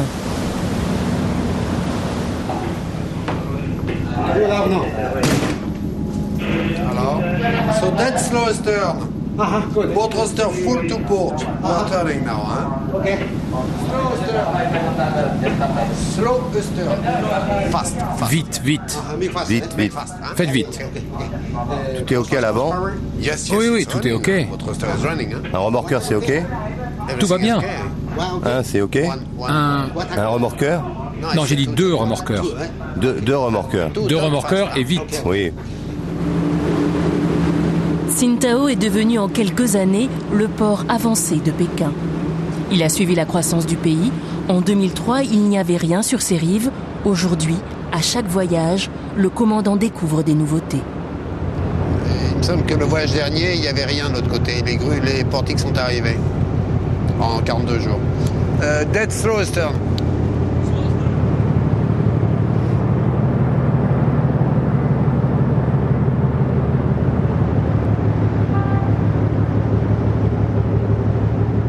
Ici, c'est le nouveau port.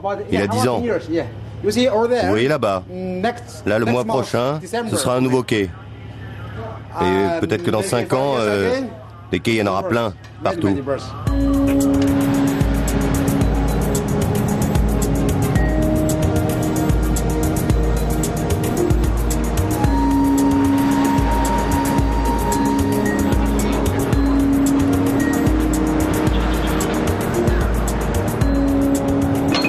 L'organisation du port est bien rodée.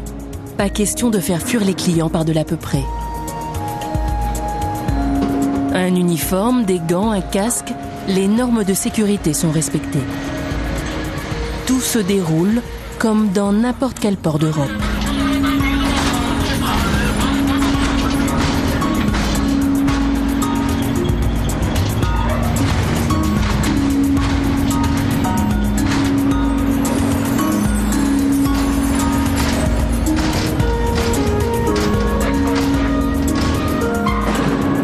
Et quand il y a un problème, c'est avec le sourire que les Chinois s'en sortent. Un conteneur a été endommagé lors du déchargement, personne n'a vu la manœuvre, personne ne sait qui est responsable. Et le personnel du port s'en sort par une pirouette très courtoise. Ils assurent que rien ne s'est passé.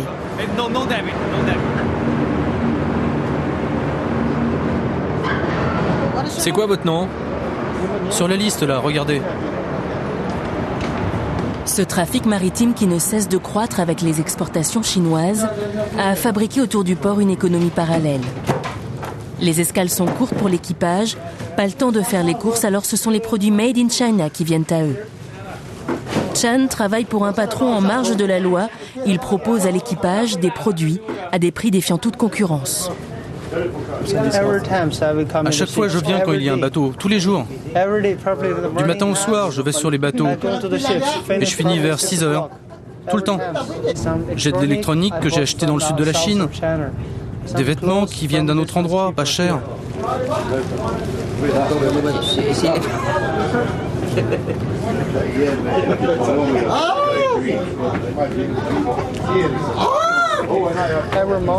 Tous les mois, je gagne $200. Pour travailler, dormir, manger, $200.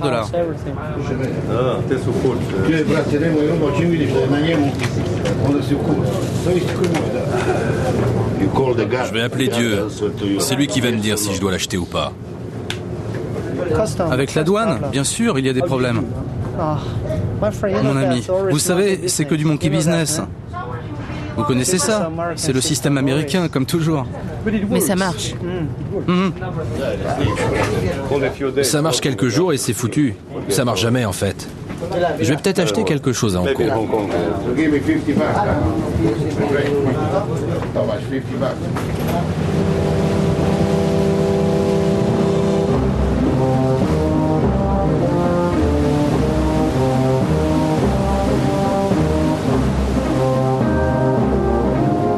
La couleur de la mer a changé.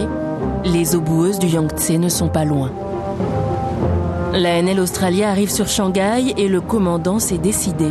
Egmar va rentrer chez lui.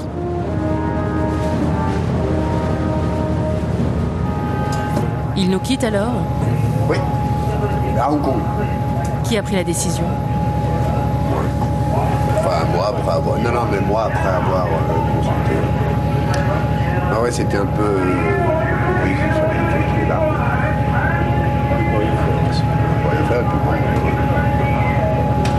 Oui, donc il sera remplacé en Congo. Dans cette mondialisation galopante, il n'y a pas de place pour ceux qui pourraient retarder la machine. 80% des grues qui se trouvent dans les ports du monde entier sont fabriquées ici, en Chine. Ce sont des grues made in China. 80%. Vous êtes fier? Oui, je suis fier. Après Shanghai, l'ANL Australia va continuer sa course le long des côtes chinoises. Quelques ports encore, et puis ce sera le retour vers le sud, vers l'Australie. Histoire de boucler la boucle.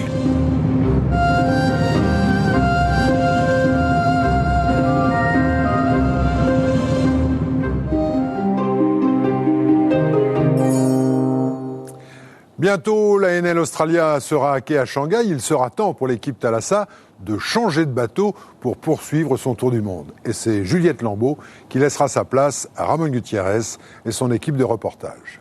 La semaine prochaine, je me ferai un plaisir de vous accueillir sur les quais du port de Shanghai. La nouvelle prospérité chinoise s'écrit dans le ciel de Shanghai. Des tours gigantesques qui poussent comme des champignons sur les berges de la rivière Huangpu. Elles affirment la volonté d'une ville en pleine mutation de devenir le premier port du monde pour le trafic de marchandises. La Chine devient le lieu de rendez-vous du commerce mondial et on ne lésine pas sur les moyens pour accueillir les clients de toute la planète. Ici, tout s'achète, tout se vend, tout s'exporte. La semaine prochaine, nous partons explorer le nouvel Eldorado sur les côtes de la mer de Chine. Voilà, je vous rappelle que le Tour du monde de Thalassa continue sur france3.fr avec un projet pédagogique préparé en collaboration avec l'Éducation nationale et la possibilité pour vous de piloter votre porte-conteneur. Alors à vos ordinateurs, toute l'équipe Thalassa vous dit à bientôt et bon vent.